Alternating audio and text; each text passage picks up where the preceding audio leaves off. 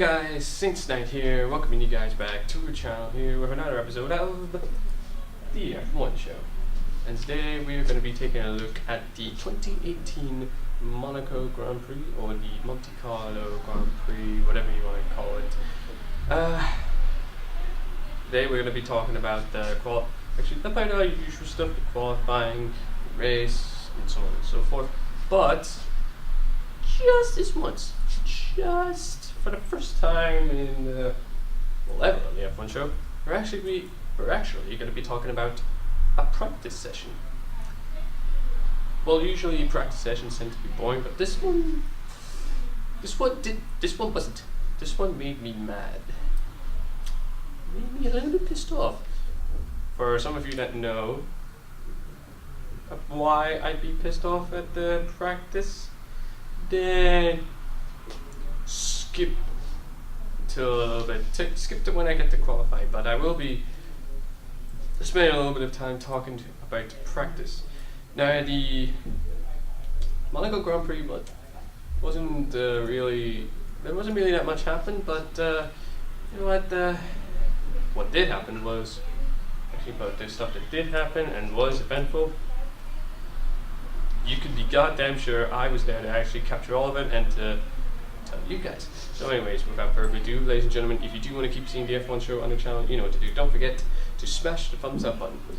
So without further ado, let us dive first into practice rather than qualifying, because you see, practice sessions, they usually, what practice sessions would be, if you don't know what Formula 1 is, practice sessions, it would be 3 days. Well, practices would actually, the entire F1 calendar would go like this: practice, qualifying, race, and then move to the next place. Practice is where you get a feel of the track and the car, and then qualifying is setting yourself up for whatever place you'd be on the grid, and races, well, you obviously know what the race is.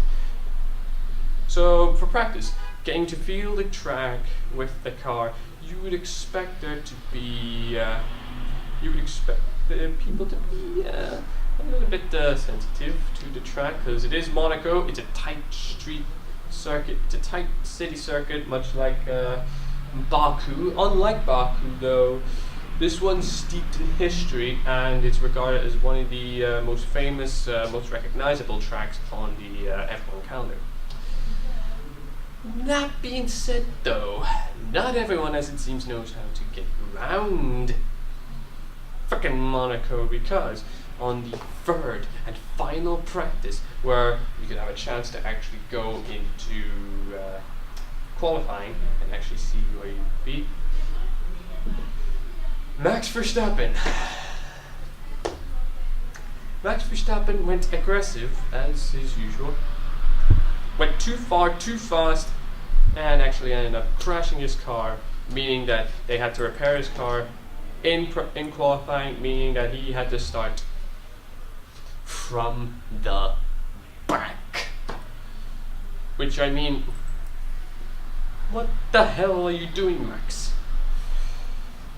But I'm not going to dwell on it.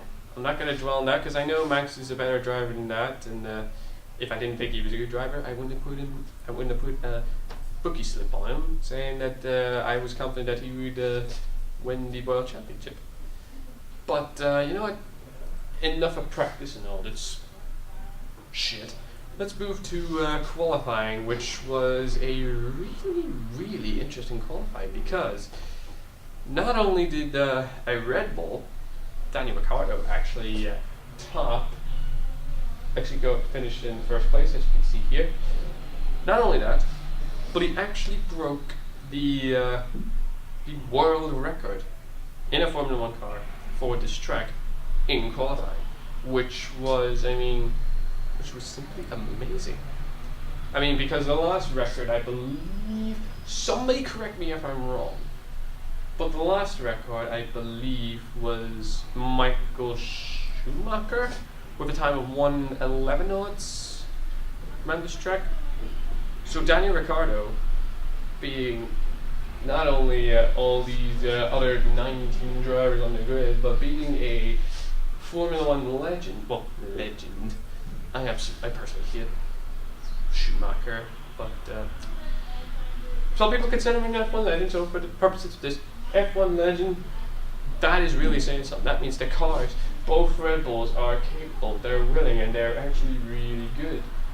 And of course, second place being Sebastian Vettel, who just misses out on being a world record holder by about 0.229 seconds, according to chart up here.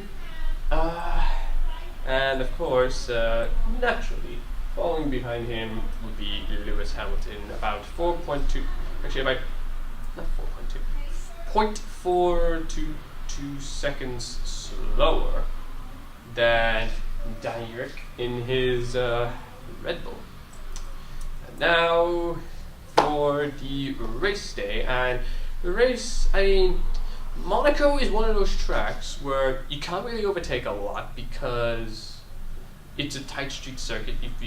If you try and overtake in a lot, there's very few limited places that you can actually overtake, and if you try and overtake in the wrong place, you almost guarantee not only will you put the other driver out, but you may actually put yourself out as well. So overtaking may not be worth it. So, and it has a lot of like tight hairpin corners where you'd go in first gear quite a lot.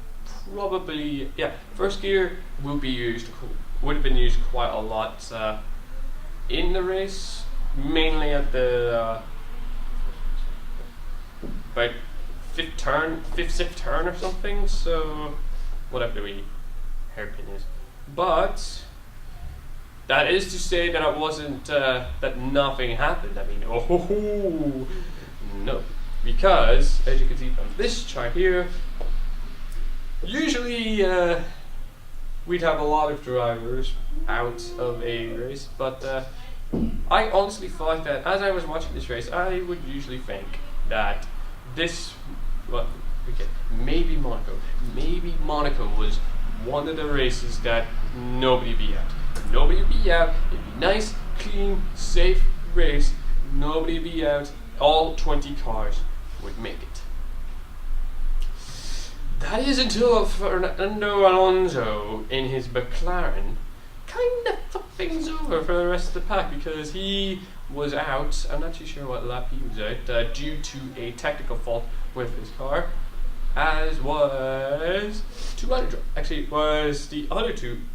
other people went out in a very interesting way. You see, actually those would be the bottom two down here, Brendan Hartley and Charles Leclerc, who, fun fact, this was his actual first home race. So you would think, first home race, you'd want to do pride, you'd want to make your home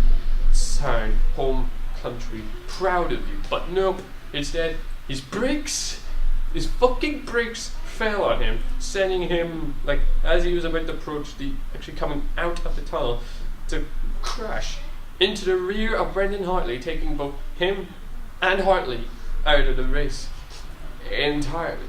So, yeah. As well as that, actually, this was the actual first time on the F1 calendar that the Hypersoft tire compound was on there, which, if you guys don't know, if you want me to do a different video on tire compounds and the differences, or smash a thumbs up. It'll let me know that you guys want to see that. But yeah, apart from that, the only other noteworthy thing is that, of course, Daniel Ricciardo won, obviously. I mean, he started first. Nothing really, there isn't much overtaking when it comes to the top three. However, when we get to like the middle tier, this is where things get interesting. Because as you saw from the last chart, Max Verstappen, I was pissed off that Max Verstappen was dead last, and I feared that he wouldn't get any points. But he did a fantastic job. I honestly think that was probably the best drive that he has ever done in the entire season so far. He went from last to ninth. He went from getting no points all the way bottom, to better than average, like better than the middle. Which I gotta say that, and I actually was watching the overtakes done by Max Verstappen. They were really they were classic. Well, not really classic Max. It's sort of like a Max Verstappen who's now learning how the race goes and so on and so forth. Because that's what we need. A Verstappen that's more sensible, more wise, more careful. That's what we need, a more careful Verstappen. Carefulness with the aggression. That's what we need. Maybe a little bit, I do think he could have been a little bit more aggressive, but as I said, it's Monaco. It's not really a track to take risks. And as for second and third, well, that is completely dominated by both Ferrari and AMG, with Vettel taking second and Hamilton taking third respectively. So yeah, that was so yeah, pretty much everything that you'd expect, apart from Danny Rick finishing in first in that race, obviously. Now let's take a look at the driver standings, and currently, as at the time of recording, Lewis Hamilton is in first place with 110 points. Second, actually, Vettel just behind him by about 14 points at 96. And the biggest surprise, Daniel Ricciardo actually moves up to third. Finally, Red Bull is actually in that sort of area. They're competing. They're looking to actually get one of their drivers up the top three, and they have done superbly with this. Now all we need is Max Verstappen, who I think is currently in 6th place right now, to actually sort his shit out, or Christian Horner to actually sort his shit out, because maybe we can get 2 Red Bulls on the top 3. Maybe, who knows? The season is just beginning. The season is just now. Red Bull season has officially just started. And that was the analysis of the Monaco Grand Prix. What did you guys think? Whatever your thoughts, feel free to leave them in the comments down below. And apart from that, I'm afraid it's now time to end today's video. Hope you guys did enjoy that. If you did, please smash the thumbs up button, subscribe if you're new to the channel, and if you're not new, then don't forget to click the bell icon to get notified on all our videos. And apart from that, guys, we'll see you in the next videos. Until then, guys, as always.